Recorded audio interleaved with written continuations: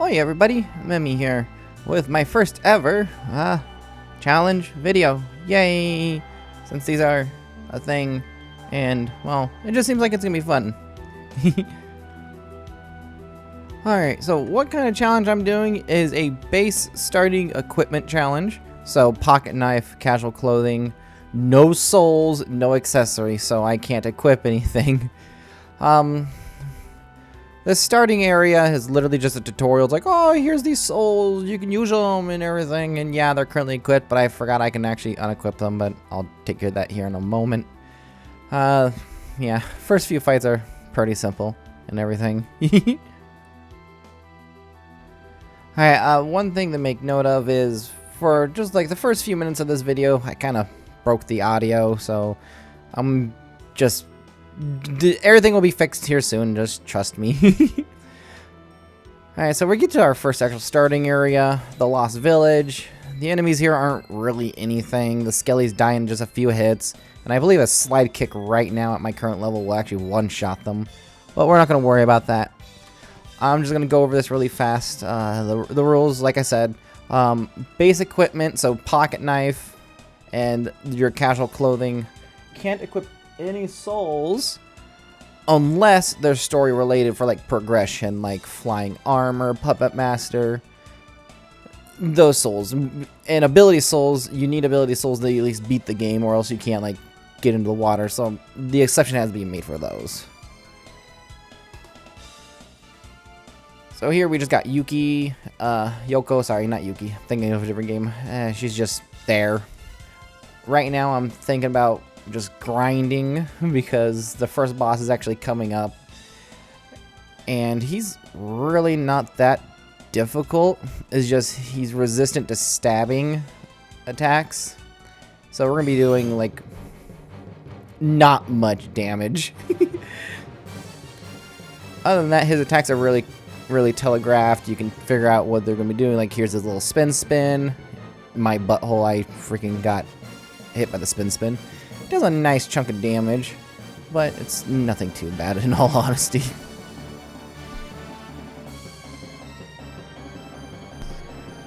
Just slide on away as soon as you can. Get some pokes in, as you can tell. Look, I'm only doing, what is that, 3 damage? I'm only doing 3 damage. Holy cow. Jump over that attack, get some free hits in. That's probably maybe one of his best attacks to get attacks in, because you can just stand right next to him. Here you gotta run away, and then you can get some jabs in. Poke. Other than that, he's not really that difficult.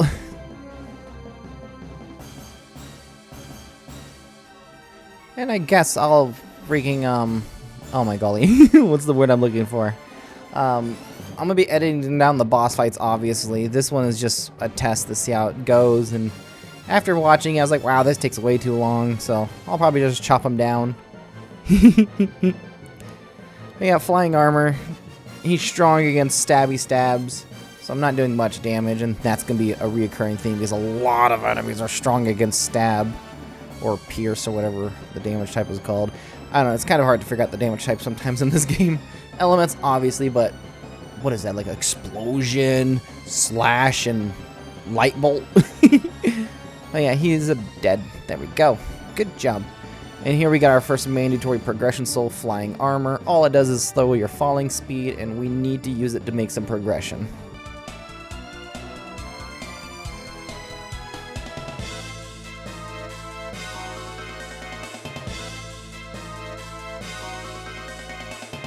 And then really there's not much more to talk about the Lost Village. You just coast through it, murder things as you go with your little pocket knife, break some candles, get some money. We're going to be having a lot of money through this run because obviously we can't use equipment or other equipment and everything, so we're just going to be selling it off when we can to get, well, potions. Hit the little lever, let the water drain, yay!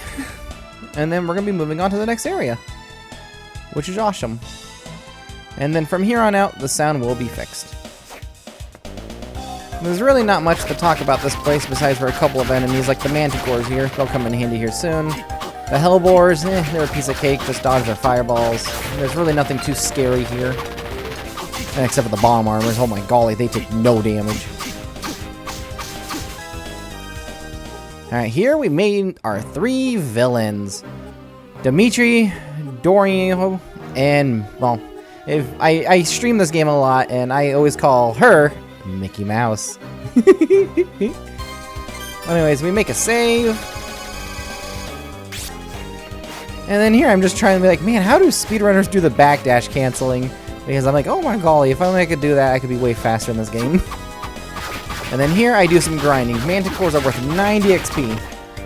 So I grind them all the way to level 15, which, oh, it doesn't really make a big difference, but whatever. Anyways, we got our next boss fight coming up. Yay!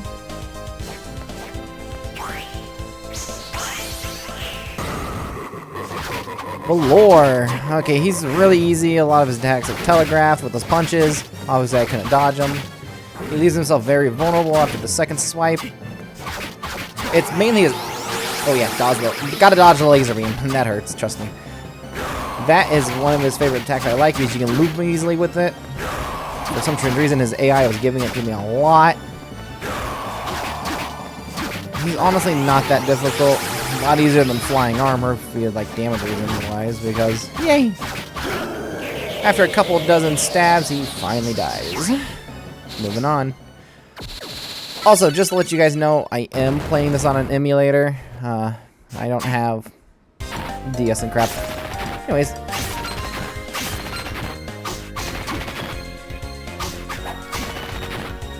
And then a recurring joke I always make when I'm playing this on streams is, oh, here's my stylus! What, stylus?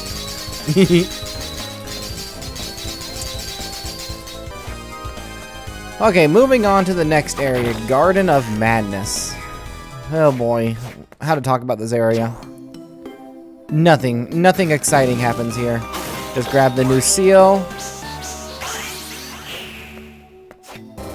Get petrified. Take my revenge by stabbing the cow in the butt.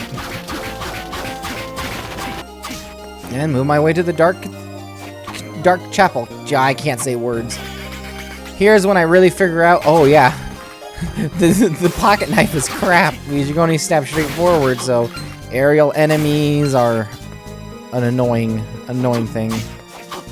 On a normal run, I would farm the crap out of these dancers, but since I can't equip their soul, no point. Yeah, only 2 points of damage against the great armors? No, thank you.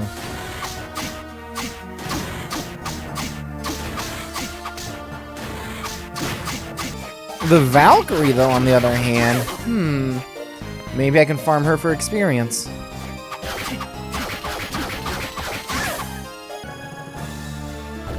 And then we got the worst boss in the game, in my opinion, because of his gimmick of where he can copy his souls.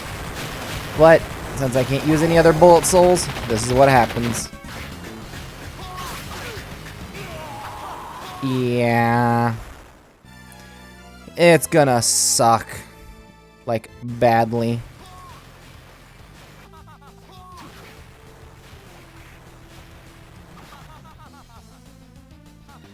Alright, in order to beat Dimitri, we're either gonna have to get good or grind. So instead, I go and smash hammer stuff, and, well, I buy from him. Maybe some potions will make a difference in the fights upcoming. They do, to an extent. But at the same time, I'm like, what's the point of healing when he can just pretty much just stun lock me to death? So instead, I decided to go grind. The Valkyrie is the best thing to grind off of. She's easy to kill and with a lot of experience. Okay, this time it's for the real fight. A couple of things I learned is the super attack for the dagger gives you invincibility frames. So that's pretty good. You can use that to get through his attacks. The hitbox for the projectile is a little wonk. Especially when you're trying to jump over it because it like lags a little bit. Other than that, just poke him from a distance and retreat. He has about 1,000 HP. So that means I need to poke him roughly 100 times. Unless I use my super attack. That gets rid of like 2 hits. Yeah, little... Man. Leveling up made a little bit of a difference.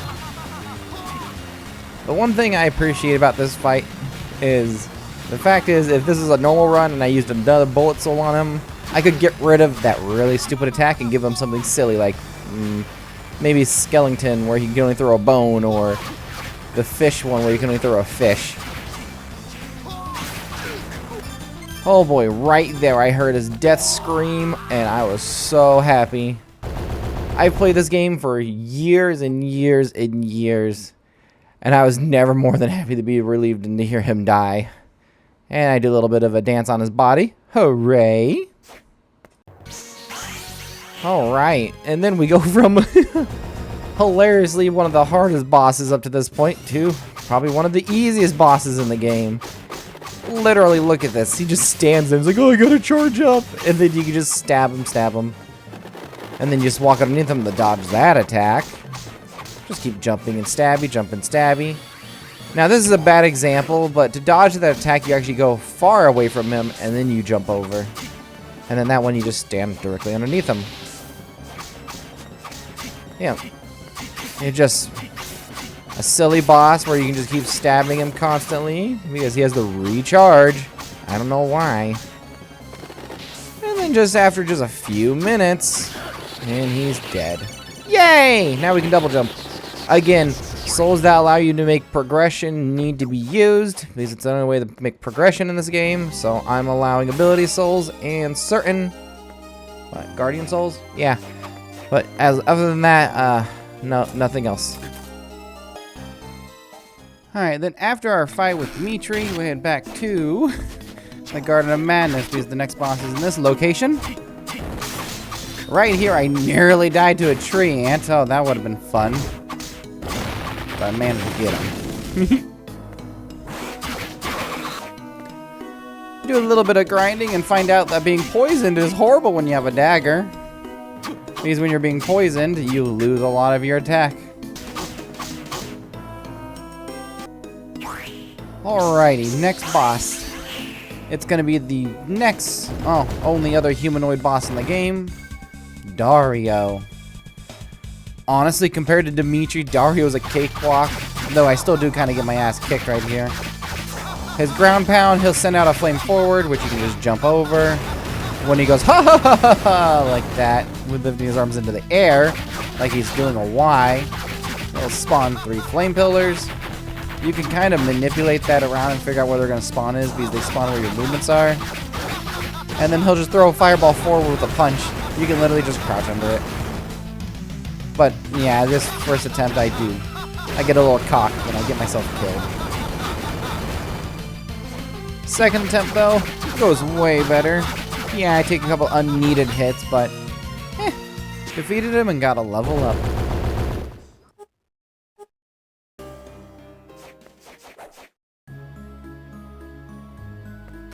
Alright, now we got a little bit before a boss fight happens. We're in the demon guest house. There's a couple of tough enemies here, but nothing really too terrible. Obviously the Persephones are pretty slow. They're worth a nice amount of experience, and here we got a cutscene with not Alucard. Anyways, he's told to give us a Mika, our girlfriend. She has a gift for us called Mina's Talisman. I don't know why I said Mika. Oh my god, I'm so stupid. Okay, so Demon Guest House. Place is pretty easy, but the boss here, well, if you played this game before, you know how difficult this boss that's coming up can be.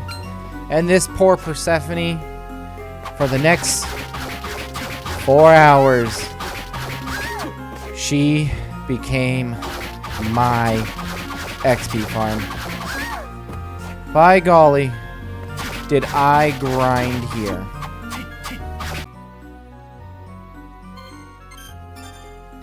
After several hours of grinding, I leveled up to level 45. And by golly, it was honestly overkill for this area. It really was.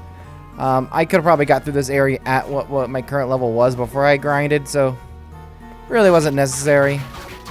Damage test, 22. Awesome. Alright, note to self, do not forget about this seal because I literally spent 20 minutes trying to find it. Boom. Now we're heading off to the boss fight. Alrighty, boss fight. We all know and love this boss from, well, this game. His name is Puppet Master. He has a gimmick. He likes to put mannequins on Iron Maidens. Don't let that happen. It hurts. He really has no form of his attacks besides for his as he spawns, which die in 1 to 2 hits. And all you can really do for this fight is just jump and stab. That's really it.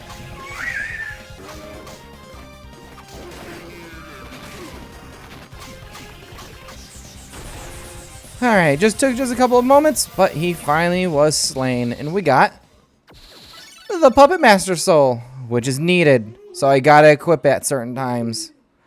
Sedge. Alright, with the Puppet Master Soul in hand, we're gonna head back to the Dark Chapel, sorry. And we're gonna be heading down into the basement. Inside of the basements, we're gonna use the Puppet Master Soul to get through an area. Yes, like I said, we gotta use certain souls to progress through the game. Other than that, as long as it doesn't like physically kill an enemy, I think we'll be okay. And then we're gonna be heading to the subterranean hell. Huzzah! Alright, and just after 2 rooms in the subterranean hell, we already got another boss fight. This boss is a complete joke. Like, seriously. You can literally dodge all of his attacks, though I am stupid and I end up taking hits. But the safest times to attack him is when he does his little drill attack where he goes straight up into the air, or when he does his ice breath attack. Because those will both keep his body out of the water for a while, and you can poke him until he dies. He also likes to make platforms. They don't really come in handy at all. And then the soul he drops is, well, you need to use it in order to beat the game, so obviously, like I said. Alright, then after just a couple of minutes of poking and getting some dive kicks in, Big Fish Man finally goes down. Huzzah! Alright, so in Subterranean Hell, just gonna proceed through the place like normal. There's really not much here that I want to do besides for just getting through here until we get to the warp point. And then obviously once we make more progression, we can use that warp point to proceed with the game. Those fish heads are tanky. And then right here, I thought I was stuck. I thought I was done. I was like, what? How can I hit them? I can't use bullet souls. I can't strike upwards. Can't super. And then my stupid brain finally put it 2 and 2 together.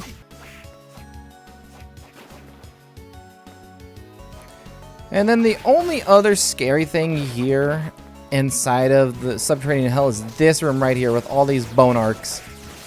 They were hurting. Like, wow. Like, owie hurts. Came pretty close to dying, but we're good. Alright, for this next bit, I decided to stream it over on my Twitch. So you guys are going to be seeing my VTuber on screen. Anyways, we move on to the Condemned Tower. It's a short, sweet area. Just go straight to the top to the boss fight. And then at the top of the tower, we take on the next boss, Gorgoth. He is, honestly, not that tough of a boss. You just stay crouched underneath him. Just poke him, poke him. As long as you're underneath him, you can avoid literally most of his attacks. One is where he gets really low. Another one is that laser beam you just saw. Other one, he'll jump over you, which you can then just slide underneath him. But his most devastating attack, in my opinion, is when he uses Petrifying Cloud. Oh boy. That nearly got me. Oh no, no. Oh no. Well, other than that, he's really not that tough. When you go into phase 2, well, you'll know when you go into phase 2 because he likes to, smash the tower.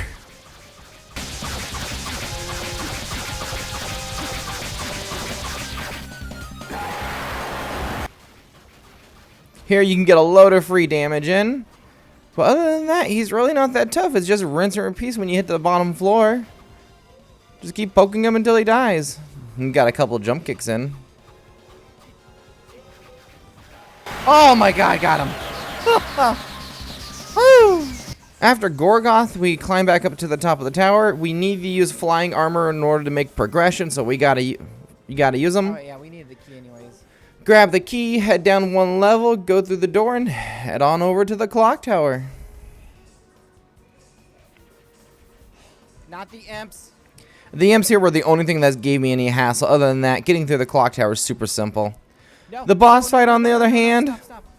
oh my golly, this is when the game starts giving me really difficult boss fights, and honestly, I was thinking about grinding. I'm not joking. This is probably gonna be a scary fight. Gimmick of this boss is he can stop time, and he likes to throw knives. First round, I die. Second round, it's a really easy strategy. I use his stop time counter to my advantage, because he doesn't do anything after he tries to do it. So you can get a couple of free hits in, except for right there. Other than that, it was just a time-consuming fight. Oh, got him. He was really simple, in all honesty. I thought it was going to be a lot harder. And then once again, we get a progression item. Right, next boss. We go to the Silent Ruins. I'm not going to talk about the Silent Ruins. It's a simple, straightforward area. You get through it really fast. Just dodge all the enemies. Let's do this. Bad Company here was a little annoying because his hitbox is really jank. Oh, wow, okay. And then I figured out, oh, it's just a square, so I got to avoid a square. Other than that, you just keep walking back and forth, poking him, dive kick, poke, poke, poke. He dies really fast.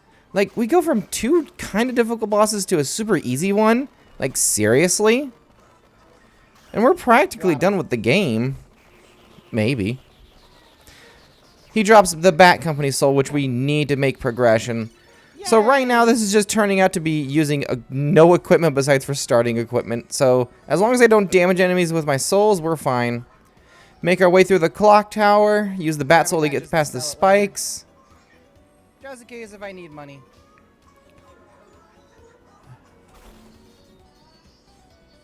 And then we head through here. These harpies gave me a little bit of trouble. I was like, oh, I can take them. And then they gang up on me. Bye-bye, harpies. Now we head to the final area. All right, final area. The Pinnacle.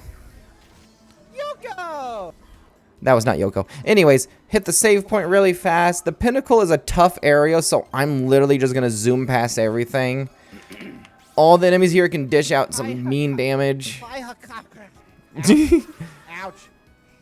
Let me through. I'm like, nah, let's just go. I can take on the final boss. So we're just gonna zoom past everything.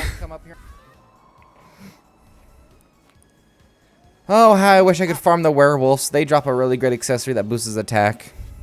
Final boss. Final boss time.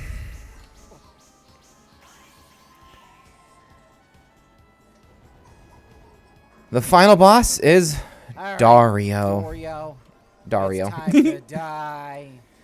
He's literally the exact same fight from last time. He just has slightly higher stats. He shoots out 3 projectiles like that. And he has like a giant Kamehameha wave that you literally never see him use. Oh my God. He used it only twice this entire fight. Right there. You got a little snippet. Other than that, he goes down really fast. I'm doing a lot of damage and, well, Perfect, right there. I could have got a lot of free hits in. Got him. done. Easy peasy. And then we watch him explode.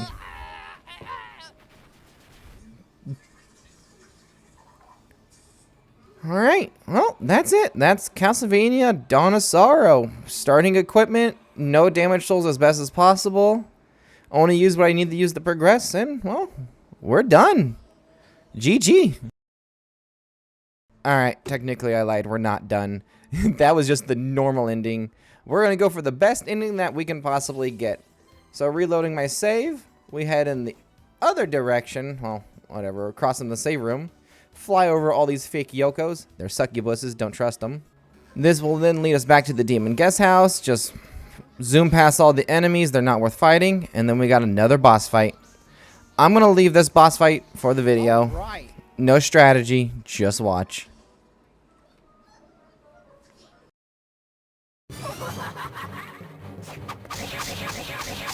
Oh shit, wrong weapon.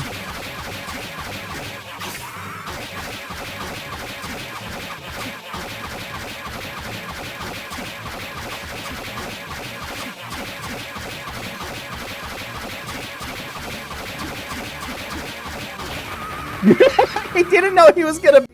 like I said, pretty easy. But that's only phase 1. But we're not done yet. Phase 2 is a complete different story, and it was a brutal, brutal fight. Pandora phase 2, oh my golly. He has giant laser beam attacks that bounce off those mirrors that are floating around. We'll show that here in just a moment. He's super simple. He just floats back and forth, but his hitbox is just so jank. I don't want to say it badly, but sometimes I feel like I'm far enough away from his hitbox but it still hits. I use bat form to dodge the attacks because obviously I'm using it to try to avoid damage as best as I can. Like, he's not difficult. He's just, like I said, his hitbox is just jank. But after a long, grueling slog of slashing and dodging and slashing, he finally goes down. He literally bled me for almost all of my healing items, so I was so glad I finally got him murdered. Oh, you know what I mean. He dead. Alright, with Pandora's soul in hand, we head back to the final boss. With Pandora's soul, you're allowed to enter the mirror world areas. They're usually just to collect items and everything, but if you use Pandora's soul in this boss fight on that mirror, it sends you to another boss fight. One that's far tougher than this. Very healthy. He doesn't really hurt all too hard. His flame attacks do a lot more damage. Just avoid them. They're easy to dodge. You can just jump over. And just like with Pandora, it's just a slog. Dodge, stab, dodge, stab, dodge, stab. He nearly got me a couple of times, but other than that, this wasn't really that hard. In all honesty, I really feel like I should have just restarted this fight because I made a lot of mistakes. He's honestly wasn't really that tough. Like 5 minutes into the fight, I was like, wow, I could have been doing a lot of a better job. But other than that, after about 5-10 minutes of just constantly stabbing and poking, he finally goes down and he's done. Right, after killing the flame demon, we leave. We talk to Dario, who's like, "Oh my god, I lost my powers." Then I forgot I did voice acting. My power. Hang on, I'm gonna. You did it more than I had imagined. I came very well. I'm sorry, I can't believe I did voices. But anyways, so she tells us to meet her at the center of the castle. So we gotta head back to the Garden of Madness. But don't do a me. Head all the way to the Garden of Madness and realize you forgot to grab the final seal, which is in the room that was past the boss room. I have to come all the way back to grab it. I'm silly like that. Oh, you gotta be getting me! God damn it! All right, and then at this moment is when this run now turns into beat the game with only my starting equipment equipped, because you cannot proceed any further unless you equip an accessory known as Mina's Talisman that we received a long time ago. After that, we can proceed onwards with the game and go and proceed on to the second to last area of the game. Yay! We can't. Soma Cruz! Behold the last moments of your loved ones in life. Yeah, anyways, besides for terrible Mickey Mouse voice acting aside, equipping Mina's Talisman, you can now access the final area of the game, blah, blah, blah, blah. Oh, no, Mina's dead. No, it's not really Mina. It's Dimitri in disguise or something like that. I don't know. Anyways, a bunch of silly stuff happens. Soma Coombs. But anyways, yeah, just bleh. Dimitri is still alive.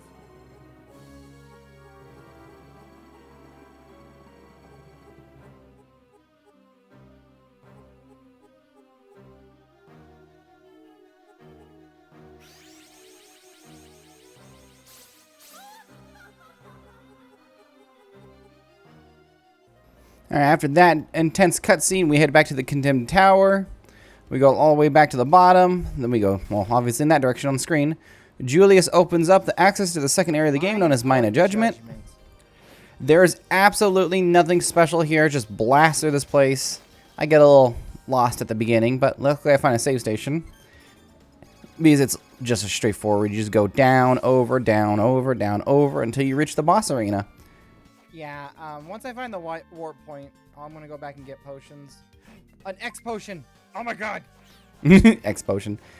But yeah, no, the boss is something else. We'll get to there when we get to it. I'll show you. Alright, with our game being saved, we are ready to take on the third to last boss of the game. And I'm not ready for this.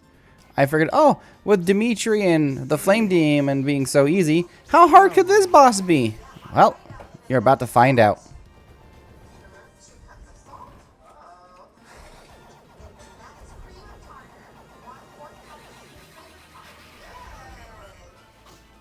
Oh my god. I'm doing 4 points of damage at my current level with my current attack power. Oh, Death has over 4,444 HP. I'm doing 4 damage a strike, meaning I have to hit him 1,111.5 times in order to kill him. And this is only phase 1. After literally 15 minutes of fighting him, We are halfway. we finally That's all get that death matters now. halfway. Well, sadly, all this fighting, 5 minutes later, I'm out of healing supplies, on death's door. Can't even survive a touch from his hand. God damn it. He dies. Well, I have no choice but to go do some grinding. Let's get to it. Alrighty, round 2. Took a long time, but I got the max level. And let's go and take on death.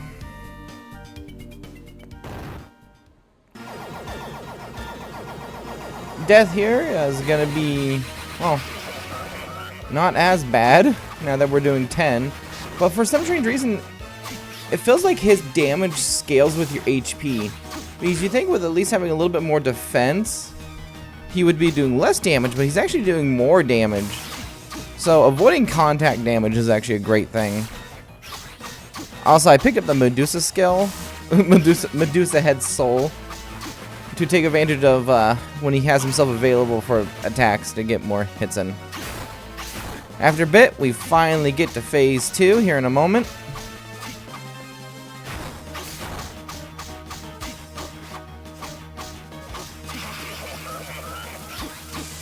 In phase 2, it's really honestly the same fight. When he does his gigantic skull-like bite move where he shoots his skulls from side to side, best time into Medusa Head right then and there, right next to him. That allows you to get all the damage in.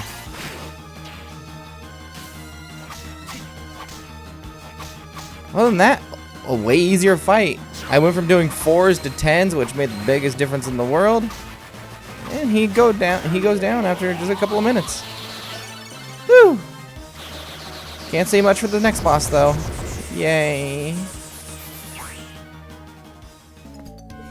Alright, after taking care of death, we head to the last area, the Abyss. This place is literally just a gauntlet. It's straightforward. And I just decided to rush through it. For better or for worse, I just rushed all the way through this. The enemies are way too tanky. There's no items to pick up, no nothing. And my silly butt, I'm like, oh my god, I'm taking so much damage.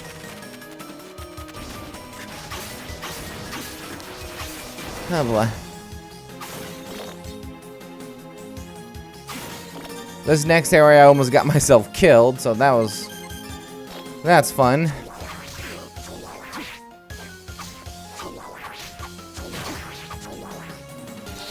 Grab the Hippogriff Soul just because it actually kind of comes in handy.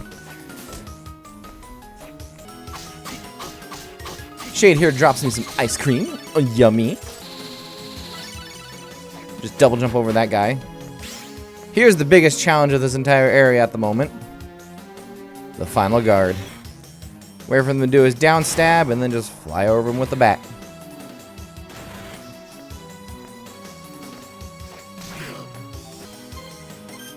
Alright.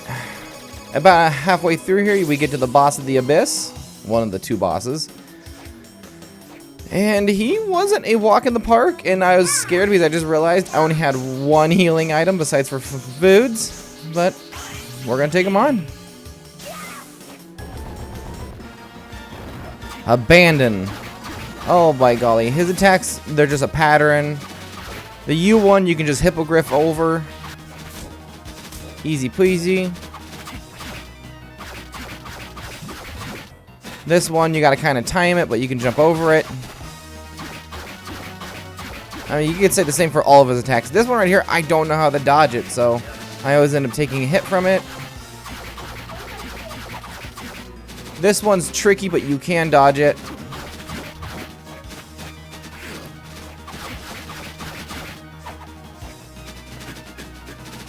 Almost died, and this is when I realized, oh crap, I have like no healing items.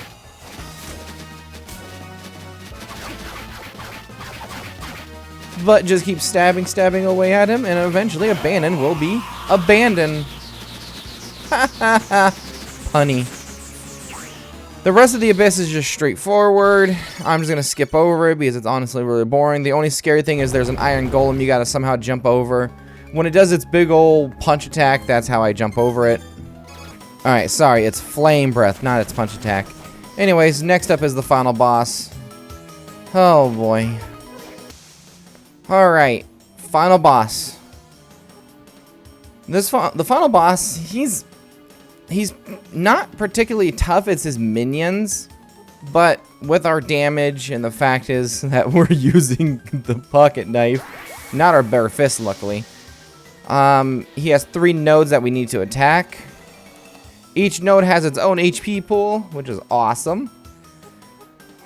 Phase 1, we only have 1 node available. Phase 2, we have 2 nodes available to attack. I guess phases, whatever you want to call them.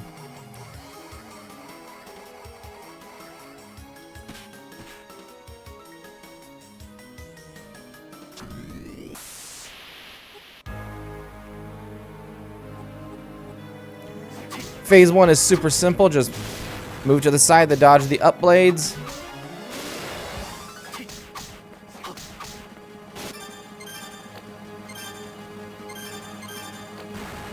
Switch to the Medusa head because I was like, oh, I can capitalize on damage here. Each nub, oh, head, nub, I just call them nubs.